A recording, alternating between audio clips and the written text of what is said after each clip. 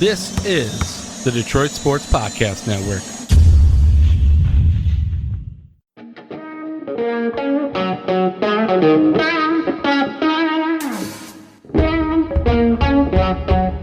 The biggest icon in podcasting.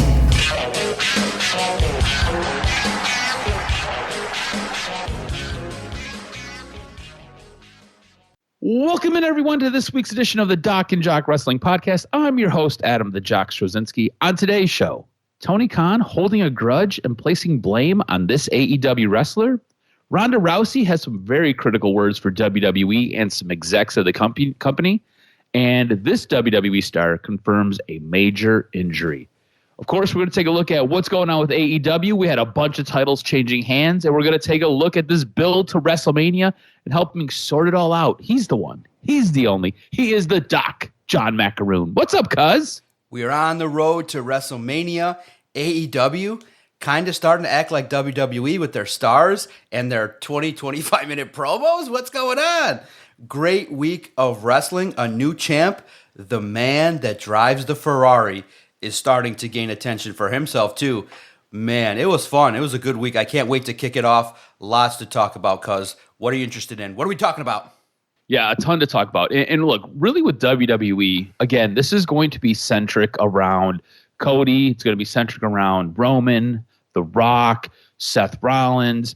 On Monday Night Raw, we had Cody come out and cut a very, very aggressive promo. This is basically a response to what we got from The Rock last Friday night.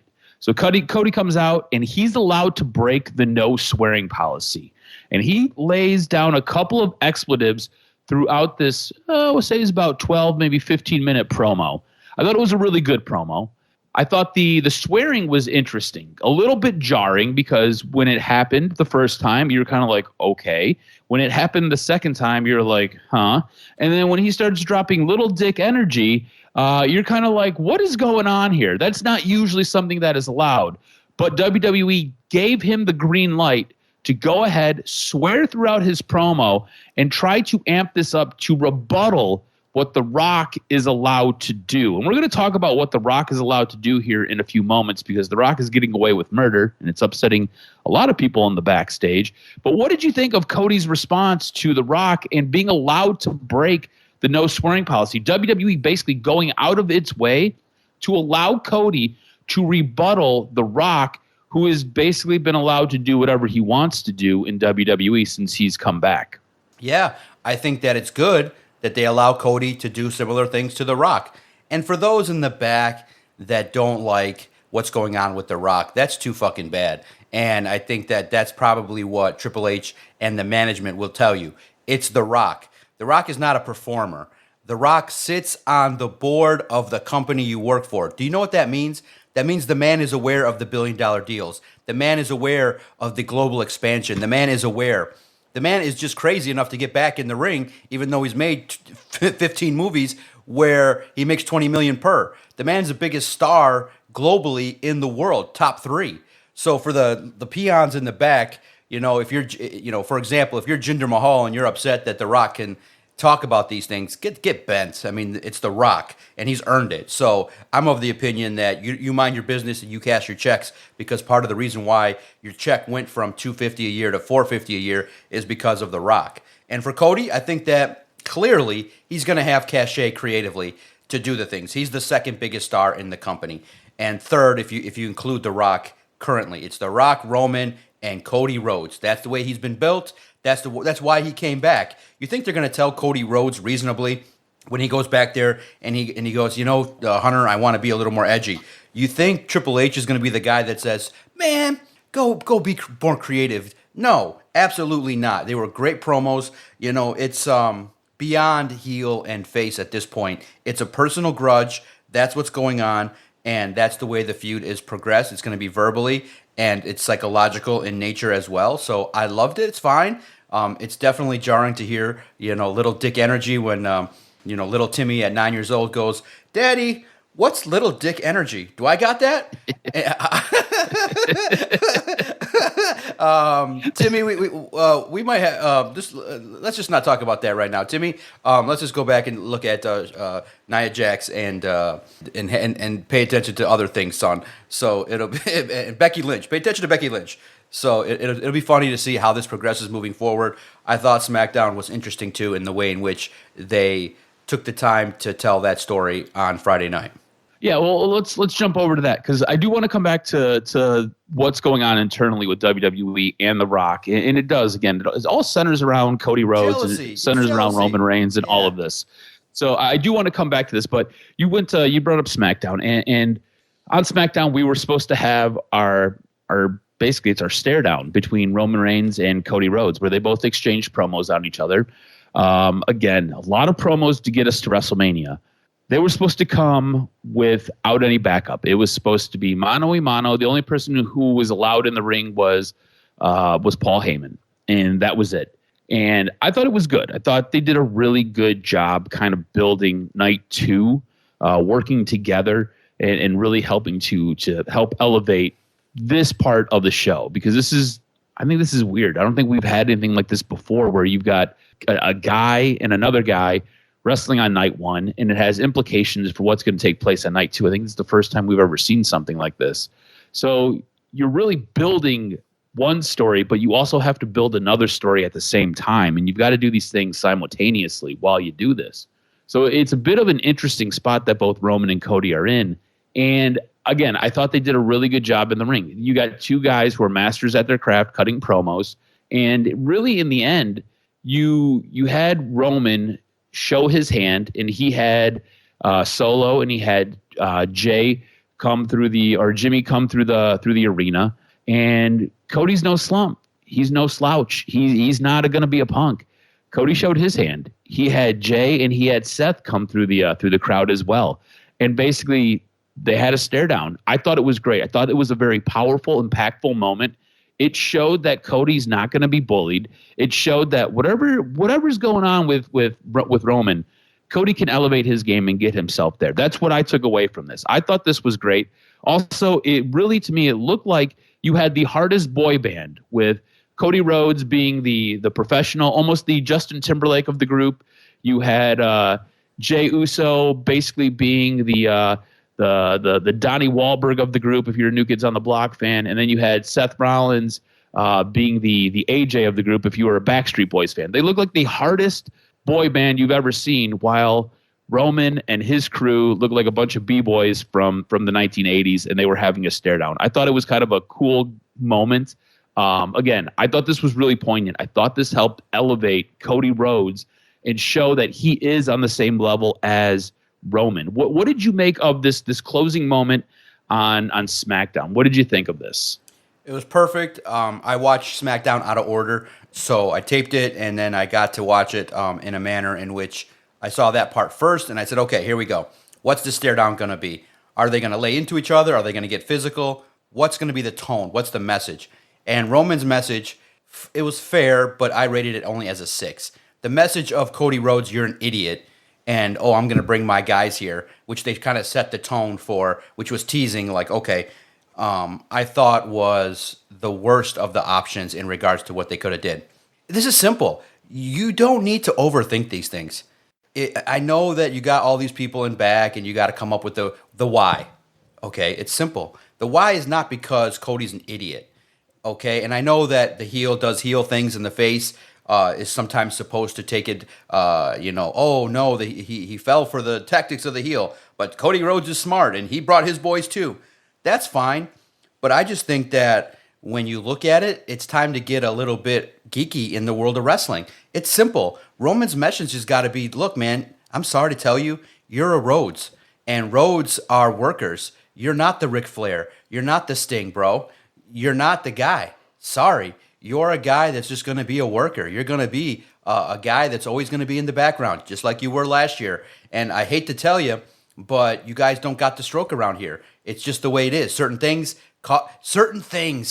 get you the stroke around here, pal. And judging by what I think would happen if you led this company, I think we'd all go back to the barnyard in the indie circus where you went and start. He's like, do you want to go do that again?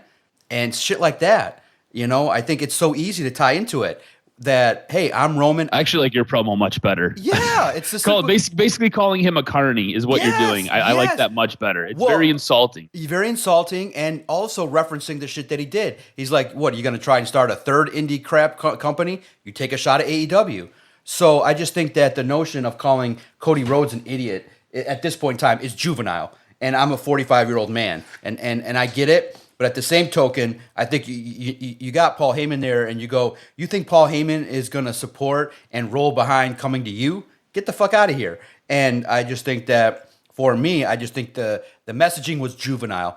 And I understood it. It was typical WWE. I just don't think that at my level now, being a psychologist with a master's degree and 20 years experience, there are things you can tap into that are more provoking and instigating than you're an idiot. I mean, because we call each other idiots all the time. You have an idiot take on this. You have an idiot take on that. Okay, we hug and kiss and make up. You know what I mean? That doesn't do nothing to nobody. I'm not going to start swinging on you if you call me an idiot. But if you said, hey, I'm a third-rate podcaster and I couldn't carry the bathwater of Joe Rogan, I would sting a little bit. You know what I mean? That would hurt because of all the time and energy we put into this. So I just think that the messaging was juvenile. I was okay. I give it a 6, but not what I could have. It's basically not fully tapping into the potential of the creative juices that you could have to get this feud nuclear. It's just lukewarm. It's okay. You have the story, and here we are. Doc wants more provocation, yes. And if we were to take Doc's writing, I think I would like it more. I'm going to be honest with you. I like that a little bit more. It makes you think a little bit more, and it's not so cookie cutter. It does feel like some of Roman's promos, they're very trite. It's a lot of the same thing. It's a lot of Control C, Control P. You're an idiot. You're dumb. I'm the smartest guy. I got a crew. We'll beat you. That's kind of what you get a lot of times. Somebody who's kind of allowed to do what he wants and really hasn't been all that trite is the guy who's cutting 20, 30, 40-minute promos, and that is Roman's cousin, The Rock. According to Dave Meltzer on Wrestling Observer Radio, as one person noted, he does what he wants, and because he's on the board of directors, nobody's going to say anything to him. He also has an entire team of representatives that surround himself with, so any issues they handle while they stay out of the mess with the people he directly deals with. But one person noted that there was a feeling that the era of Vince McMahon's double standards for his hand-picked stars and for everyone else was over, and then Johnson showed up, and it's exactly the same. And this is basically in regards to, one, The Rock basically eating into everybody else's time on the show. He has 0 time constraints. He wants 40 minutes. He's taking 40 minutes, even though they allot him 20. He feels like 20 is not long enough. He gets to kind of go out there and say curse words. They're not allowed to say curse words. It causes problems with the networks, and it causes problems in the back. When you're on your social media is a little bit more personal. You can kind of do more things on it, but you're still supposed to uphold a standard if you're in WWE, and you can get in trouble if you don't. And swearing is one of those standards. And The Rock, if you follow his Twitter, you follow his Instagram, he kind of goes off, and he does what he wants, says what he wants. He's got his own personal writer. That's Brian Gewirtz. That was referenced by Cody earlier, I think it was last week or maybe this week. So he's got his own personal writer. It is becoming one of those things where it's starting to rub a lot of guys in the back the wrong way, especially since this is a superstar who's kind of helicoptering in, used a lot of leverage to try to get himself the main event of WrestleMania, which pissed a lot of people off. At the last second, they pivoted and they went back to Cody Rhodes. But this is a guy who has come in and really politicked his way into a match at WrestleMania. And he's a guy who has a lot of swagger. He carries a big stick because he is on the board of directors. You've already kind of let it be known. You're like, go ahead, figure it out. He is The Rock, and he's on the board of directors. He's bringing you money. But do you think the people in the back, say, a Seth Rollins, say a Drew McIntyre, a Gunther, like they have a point? Because these guys are huge stars as well. These guys are guys who pack and fill arenas. And these are guys who were packing and filling arenas before The Rock even came back or thought to come back. and yet they've got to kind of operate inside this constraint and try to do what they're supposed to do, while The Rock kind of gets to go and do whatever he wants to do. He's playing by his own set of rules, which seems to be really disruptive to the rundown that they're putting out there, seems to be really disruptive to the creative that's going on in the back. Because what I don't think a lot of people realize is when they're like, Rock, you've got 20 minutes. And The Rock's like, well, I want 40. They're like, cool, you get 20 minutes because we've got other matches going on.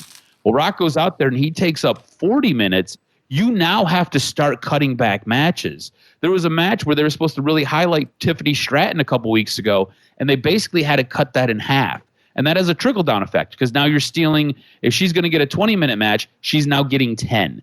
And now you've got to try to make up that other 10 somewhere else along the lines. So if you have a Gunther segment, now you're taking 5 minutes away from that when he was supposed to get 15. You're looking for another segment where you're trying to steal time because The Rock has just ate into all of this time. And it's, again, becoming very disruptive in the back. You've already said that, look, deal with it, figure it out. But don't you at some point say, hey, look, everybody in the back's got a bit of a point, because what he's doing is monopolizing his own time, and that is interfering with everybody else's time to try to get their program over. We've already talked about WrestleMania is a huge card, and you've got to have time to build everybody else's story. And we've talked about this a lot because the last couple of weeks, it's been a lot of Cody, a lot of Rock, it's been a lot of Roman, a lot of Seth, and this is kind of where we're kind of stuck in this rut, because this is what dominates approximately 30 minutes of every show, if not more. Yeah, you know how much Dave Meltzer and the people in the back matter? It doesn't matter what they think.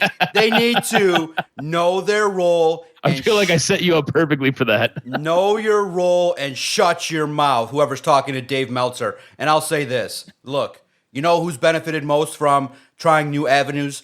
Drew McIntyre, getting on social media, getting over, taking things to social media from the ring. Seth Rollins, definitely, even going back to when he was recruiting Will Ospreay. Look, there's a lot of ways to get over that don't involve your TV time. So if you got a problem, then you need to bite your tongue, grit your teeth, stop talking to Dave Meltzer and crying like a bitch, and need to get yourself over and do the work. Look, The Rock has earned it. Look, when The Rock comes back, you know.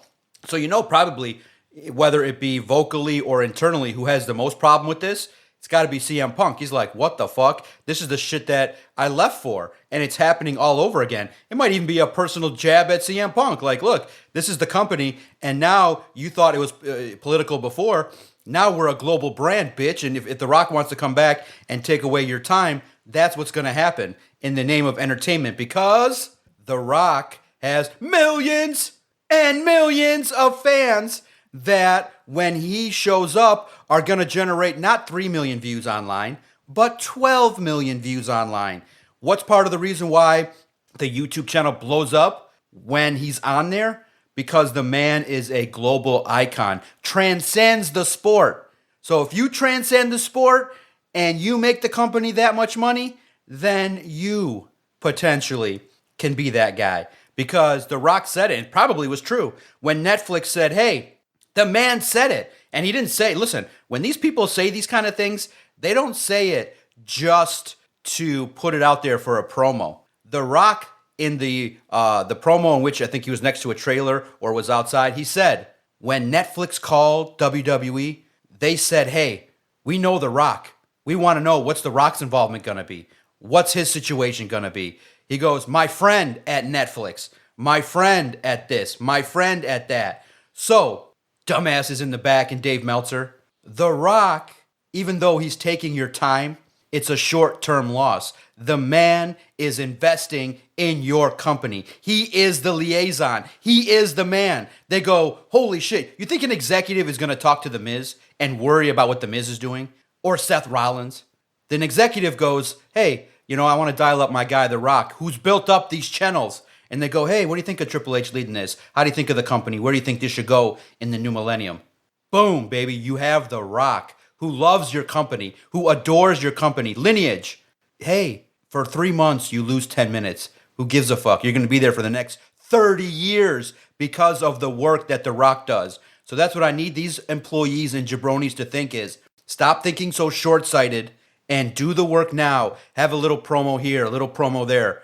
And in the end, when you, for example, work for free for 3, 4, 5 years, somebody will see the fruits of your labor eventually and reward you and highlight you and make it so that your friends can be part of it. People are so psychologically short-sighted that they don't think about the big picture. The Rock is a multi-billionaire in waiting, and he's advocating for you with the highest levels of Hollywood and executives who have the money. He wants 2 hours. He wants to sit there and sing along, ding along for 2 hours. Shut the fuck up and ride the train and cash your checks. Shut up and stop talking to Dave Meltzer. It's really, in my opinion, short-sighted in regards to your career if you're going to be that way. Hey, and in the end, the brightest diamonds will always shine.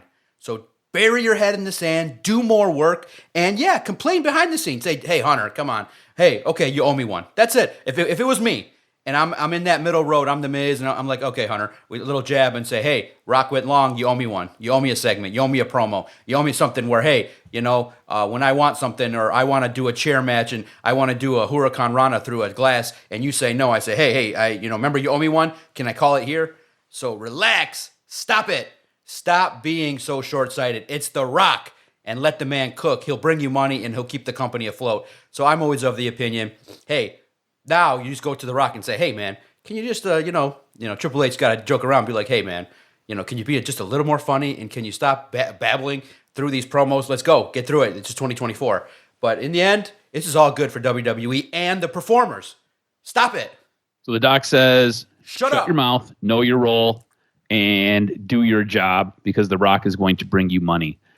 Before we transition into AEW, I'm just going to put this out there. This is something that I might be the only one who may be noticed. I might be the only one who thinks this is going to happen. I just want to put this out there. I want to state it for the record. I could be completely wrong. I don't know what's happening. I don't have any inside information. I think that we might be getting a bit of a heel turn for Bianca Belair sooner than later. Watching the interaction between her and Naomi, between her and Bayley, I think that this whole thing with damage control, I think this is going to spark a nerve. It's going to drive a wedge between her and Naomi, and I think she could become a heel. I think it could be one of those things that kind of gets drawn out as we get closer to WrestleMania. We'll see. Like I said, I could be completely wrong here. It just kind of watching what I seen on Friday night, I was like, I think this is possible. I think this is where this could be going. So I just want to put a pin in that, and we can come back to it in later weeks and see what happens. Hey, real fast. But let's transition. Real fast. Okay, you got my juices flowing. I wasn't thinking that. Yep. But think about this. You got Bianca Belair. You got Tiffany Stratton. And who's the third member? You need a veteran. You need someone who's got that nasty edge. You got to give it to Natalya. Start a faction that's beating down people, led by Bianca Belair. Bro, that'd be fucking awesome. Who's the third lady? Oh my God. You recreate something fun. You need, and you can maybe have it with 4 people moving forward, and they can beat down Naomi. Naomi's going through a table. Oh my God. Got me excited, bro. Love it. Almost like a female NWO. Hell yes. Yep. All right. I got you. I like it. All right. AEW time. Look, we kicked off Dynamite this week with a promo from Mercedes Mone. It really felt like Control C, Control P, and she flubbed a ton of the lines. And I know you got a lot of thoughts on this promo. I feel like Mercedes Mone in any other company but WWE does not carry the same cachet. I feel like she is just kind of another wrestler. And I feel like this promo did nothing to really help separate her or nothing to really make her feel like she's a bigger star. To me, she just kind of feels like she's just another one of the girls in the back. I know she's getting paid a ton of money, and I know that they're trying to build her up. This promo did nothing to help her. She flubbed like 9 lines. You showed me some stuff from New Japan when you wrestled 2 matches. You showed me some stuff of you sitting in a fucking stands for at Wembley. You showed me a couple of things that I kind of knew, and I'm assuming that the majority of an AEW wrestling fan knew. I'm not really getting it. The whole CEO thing, I don't really get it. Like, I know we talked about it before, but like to me, it's a miss. This whole reintroduction of her is a miss, and this promo that she cut for 20 minutes, was a bit of a miss. I know in the end it helps build two stories that you might go to later on. But again, it feels like watching paint dry. Go ahead. I know you got thoughts. I'll let you just kind of take it away from here because I was underwhelmed again, and I think you were as well. Yeah, because it was very similar to the exact way they did it the week before. Tony Schiavone opens the show. They introduce Mercedes Mone. She does her dance the exact same way, comes in, has a promo. It's like, you could have did it at a different time in the show. You could have did something different. I get it, but it wasn't proven like, hey, she's a ratings draw. So I would have did something different. And here's the thing. I was just thinking as you were talking. I mean, you have other female wrestlers in AEW that worked with Mercedes Mone in WWE, namely Saraya. You have Renee Paquette. So I'm thinking real simple here. You just have Renee go around the women's locker room. What do you think of Mercedes Mone coming in here? And they cut a positive promo on her. They just say, man, the division just got serious, and you could see you got to sell it like, oh man, my spot's in jeopardy because she's here.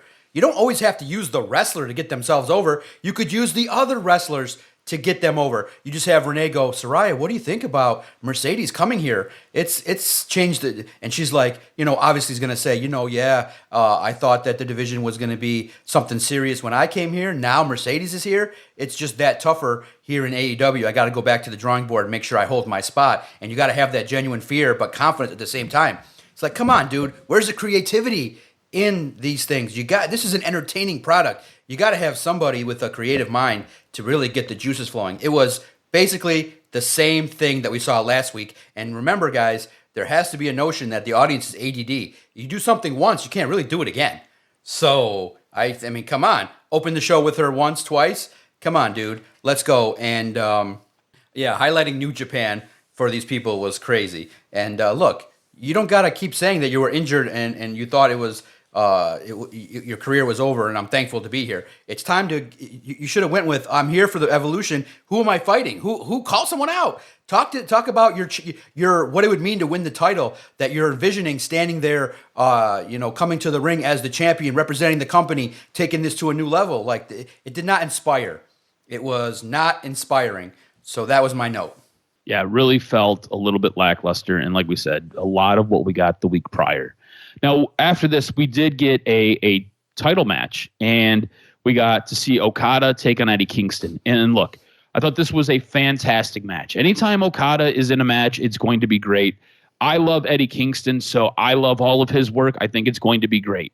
All that being said, I do have a bit of an issue. Actually, I have a couple of issues. With this match, Okada ends up defeating Eddie Kingston, and he becomes the Continental Champion. So now we have a title reign that had 3 belts that were once won. Now those are getting broken apart. Those are being pulled apart. And so now we have 3 more belts added to what is already an expansive collection of titles. You want to talk about a company that is very WCW-esque, where you've got titles galore. You have multiple titles, or WWE-esque, where you have multiple titles. Problem is, all these titles tend to be on 1 or 2 shows, and they just kind of clog everything up. Eddie Kingston now holds on to 2 belts. Okada holds on to 1 of these 3 belts, and now we've got extra belts all over the place. I don't think you need that. I think it makes things murky. I think it makes things messy. Also, this feels like you kind of rushed it. I really feel like you could have built this out longer than 2 weeks. This was a really good match. Okada does a lot of really great things. Okada's selling like Ric Flair in this match and pulling off heel tactics only to pop his head up and have his really toothy grin. I think it's fantastic.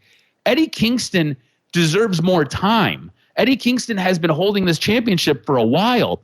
How come the moment that Okada shows up, Okada gets to challenge him for this? Okada really hasn't had a singles match yet Okada is challenging for a championship? That just doesn't make sense to me. If I'm Eddie Kingston, I'm like, bro, you just got here. You're at the back of the line. Earn your spot. Come get my belt. And you could build this out for a couple of weeks with Okada and the Young Bucks picking on Eddie Kingston, taking Eddie Kingston out, all the way to the point where Eddie Kingston loses his mind. He's like, I want a match against Okada. I'll put my belt on the line. Let's go. Instead, I kind of felt like you rushed it. It was, again, a very good match. But from a storytelling standpoint, I felt like this was very lackluster, and I felt like you did a bit of a disservice, one, to Eddie Kingston, who I feel like may fall down the card and go back to being that lower mid-card wrestler, or may just go back to Ring of Honor. And you didn't do enough to really highlight Okada. Again, very smart fan base in AEW. Guys who know what is going on. All that being said, you really want to help elevate this guy. You really want to introduce him for the people who might not know who he is. You know, there's a good chance that 2 out of 10 people, right? 1 out of 5 people might not know who Okada is. So how do you do that? You build him up. You make him seem like he's the greatest thing since sliced bread, because honestly, he's one of the best wrestlers in the world. This is a guy who carried a company in New Japan for over a decade. So you build him up so these fans who have no idea who he is get familiar with his work, get familiar with him, and see how good he is. I thought this match highlighted some of the things that he does well, but again, I feel like you kind of rushed the story. What did you think about Okada taking the belt off of Eddie Kingston this quickly? Yeah, I understand what you're saying in terms of builds and stuff like that, but in the end, Okada's a star. When he pulled up in that Ferrari, I was like, oh, this is special. And look, Eddie Kingston knows that the honor of being in the ring with Okada will be something that will help him down the road. And yeah, it has the feel of that Eddie Kingston got buried, but you got some TV time with one of the greats. Sometimes you just know that, okay, a guy needs a belt. And I think Okada coming in right away, because I see the way you look at it is there's always 2 wrestlers that either benefit or move forward. And so what AEW is thinking is this is clearly favoring Okada. We need to establish him as, to this audience that, yes, he's a New Japan Wrestling, but how many people know it? So what that means is, to an audience psychologically, in my opinion, it means that, hey, he comes in and he beats one of our guys. So you built up Eddie Kingston. He's more of a popular figure. And now Okada comes in and goes through him. So that now it signals to everybody, whoa, this guy's serious. And that's how you kind of, the tried and true way of factions getting over is, oh, we got belts. The Judgment Day's got the tag belts. Now you got this faction with the Young Bucks and Okada. They got I think the main version of the Continental title, and it looks good on Okada. So I don't have a problem with it too much. Your way is good as well in regards to pumping up stuff. But I think a bigger plan could be in place where, okay, now Eddie Kingston's pissed. He wants a match with Okada at the pay-per-view, and you got the underdog, you got the pissed off guy, and then Okada whoops his ass again. All right, so we'll get that little pit bull, Eddie Kingston. So look, if it goes that way, that's great. I just thought this was a little bit rushed. Somebody who I think is fantastic, and I just want to highlight this real quick, touch on this before we talk about what took place with the TNT Championship. Will Ospreay's amazing. Woo.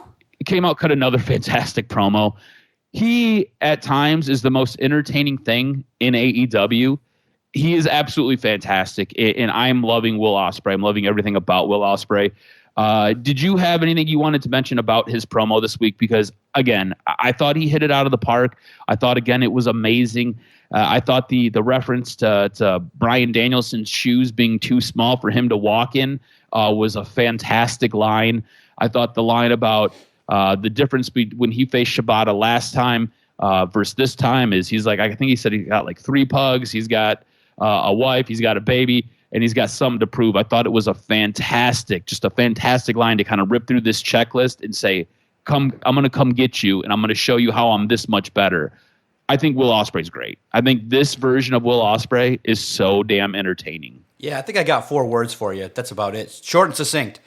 Ospreay, Ospreay, da-na-na-na-na-na, Ospreay, Ospreay. Absolutely crushing it. Going to be a legend. No doubt about it. Yeah, he is fantastic. We had a really good match to close out Dynamite and then roll into Rampage, and that was Adam Copeland taking on Christian for the TNT Championship. In the end, Adam Copeland defeats Christian to become the new TNT champion. At one time, hockey sticks were used. A Boston Bruins jersey was put on Christian, and Adam Copeland wore a Toronto Maple Leafs jersey. They were in Toronto. I believe they were in where the Toronto Maple Leafs play hockey. They were in a penalty box at one point, throwing haymakers at each other. I thought this was a fun match. I thought this was Adam Copeland kind of doing a service to his hometown of Toronto.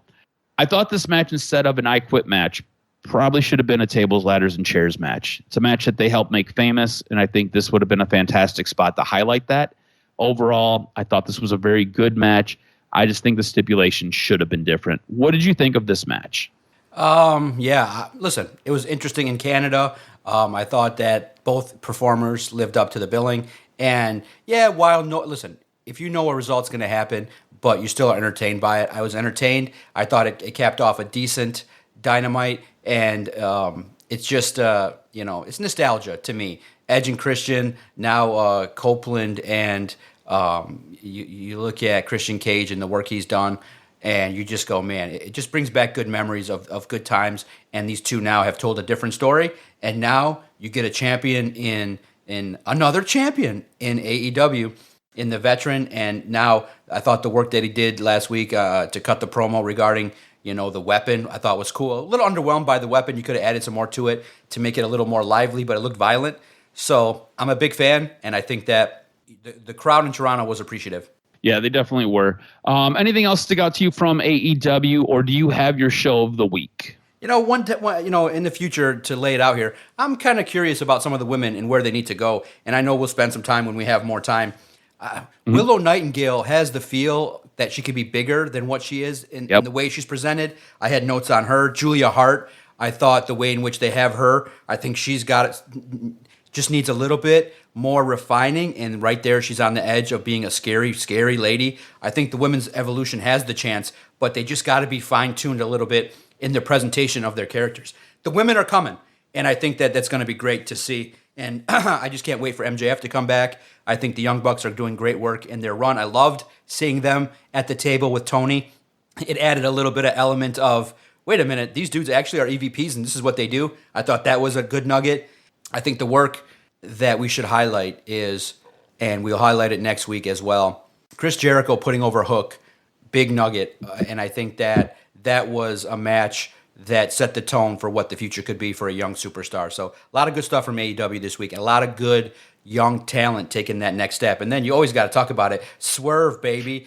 Swerve. Whose house could this be? Swerve's house. I can't wait to see what this year brings for him. So it was a really good week of wrestling. What was your show of the week?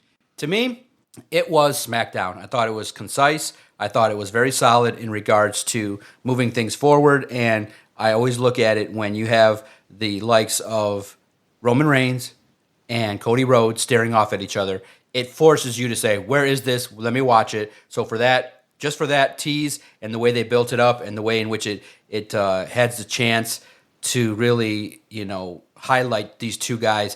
Listen, I want to see the match. I want to see it like right now. So for me, it was SmackDown.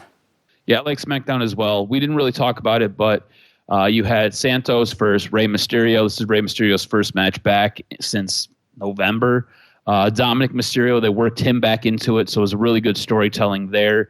Again, you're getting some good work from the ladies with Damage Control and Naomi and Bianca, as well as Bayley. There's multiple stories going on there. You also had what you told with Roman and Cody, and you had their sides of their factions. So again, it was a really good show on SmackDown. 2 hours kind of flew by. I thought it was a really good show. You ready for some news and notes? Hit me with this week's professional wrestling news and notes. What made your list? Tony Khan is holding a grudge and placing blame on an AEW wrestler. Khan is reportedly still really mad at AEW star Jack Perry over the CM Punk backstage situation several months ago. At AEW All In August of 2023, Perry commented, "Real glass, cry me a river," into a camera after slamming a hook onto a car windshield. This led to an altercation backstage with CM Punk, who started a fight with Perry. Speaking on Wrestling Observer Radio, Dave Meltzer reported that Khan is still really mad at Perry even 7 months after it happened, saying he has not been fired. He absolutely has not been fired, but they're not using him. Essentially, Tony's really mad at him because he cost him CM Punk. He's getting the blame. Due to the altercation, Perry was suspended from AEW and CM Punk was fired. Punk returned to WWE after this, while Perry went to New Japan Pro Wrestling and used the moniker The Scapegoat while joining the House of Torture faction. Now, Ronda Rousey doesn't hold back on WWE executives. While promoting her book, Our Fight, she did an interview on Live Signing where she gave some previews of what people can expect to read about the book itself. During the interview, when she was asked about whether beef between MMA fighters is real, she said, "In MMA, I originally just started beef for publicity. But those other bitches did not get the memo, so they became personal. And in WWE, it's all fake. I love them except for Bruce Pritchard and John Laurinaitis. They can go fuck themselves. That's real. Bruce Pritchard is the current executive director CWT at WWE, while Laurinaitis was let go by the company in the 2002 after being named in a sexual misconduct allegations associated with Vince McMahon. After McMahon departed WWE, Ronda Rousey publicly tweeted her belief that Pritchard is McMahon's avatar, and McMahon isn't truly gone if Pritchard is still there. Later in the interview, Rousey added, "How much of an absolute shit show is it at the WWE?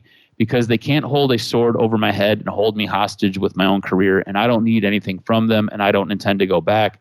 So I can actually say everything I think and feel where everybody else that is still held captive by their organization cannot." Later on in her book, she did talk, or later on in the interview, she did talk about Triple H, saying he's one of the better people at WWE. And finally, this WWE star confirmed a major injury he suffered. WWE star and SmackDown general manager Nick Aldis has confirmed he ruptured his bicep on social media. On March 20th, Nick Aldis took to Twitter, or X, to confirm he ruptured his bicep, where he wrote, "Yes, just got out of surgery for a ruptured bicep tendon. And yes, the Sheets had it within minutes. God bless them. Must be a slow news day." Anyways, it was a freak accident. I'm on the mend, and I will continue to fulfill my obligations. #SmackDown. Aldis confirmed that it was a freak accident and that he will not miss any time from WWE programming moving forward. If you watched SmackDown on Friday night, you did notice his arm was in a bit of a sling. As he was dressed in a suit coat, you could see his thumb was kind of held back with that sling. So, Nick Aldis, get better. Wishing you well, and hopefully no more freak injuries. And that's going to do it for this week's news and notes, my brother. You know why I don't work out? Because I would tear my bicep, tricep, quads. Oh, man, that's crazy stuff. Guys, make sure you follow Adam on Twitter at AdamRSTROZ. Follow the network at Detroit Podcast. If you get a chance, if you want to check out some alternative stuff and content, Roman Reigns appeared on the Pat McAfee show Friday, and it was a little bit more of a real version of Roman Reigns, just talking about his legacy. Took a shot at CM Punk. The crowd was into it, kept putting his hand up. The visual of Pat and his boys trying to suck up to Roman Reigns was classic. It's a good interview, and in the style that you know and accustomed to Pat McAfee, he had an audience. He went to Iowa, and there was Roman Reigns. So it's a good interview, and always check out the work A&E does with the biographies and the rivalries. It's good stuff, and always some content that you can enjoy away from the ring. Make sure content that you know you enjoy is the DocNJock Wrestling Podcast. All you got to do is type in Detroit Sports Podcast, and our content will find you. We got great relationships all over the interwebs and media companies going forward with SI. I'm going to be looking to do more things there as well. So it's going to be a fun time for the world of professional wrestling, and I'm hoping that it's fruitful and continues to be a situation in which there's good content, good matches, and some great storytelling that we can invest in as we progress in the future here in 2024 and beyond. Thanks, everybody. I can't wait for next week when we turn on the microphones, turn on the lights, wake up, and break down the world of professional wrestling on the latest and greatest episode of the Doc and Jock Wrestling Podcast.